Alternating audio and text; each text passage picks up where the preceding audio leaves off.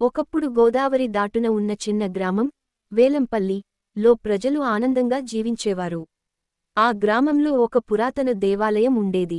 ఆ దేవాలయంలో ఒక చిన్న బంగారు గంట వేలాడుతూ ఉండేది. ప్రతి ఉదయం ఆ గంట మోగితే గ్రామమంతా లేచి తమ పనులు మొదలుపెట్టేవారు.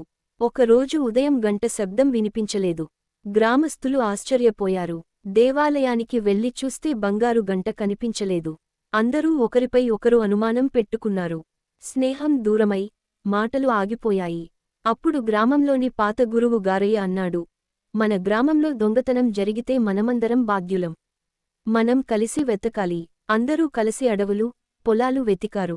చివరకు ఒక చిన్న కుర్రవాడు రాముడు అడవిలోని చెట్టు దగ్గర గంటను కనుగొన్నాడు.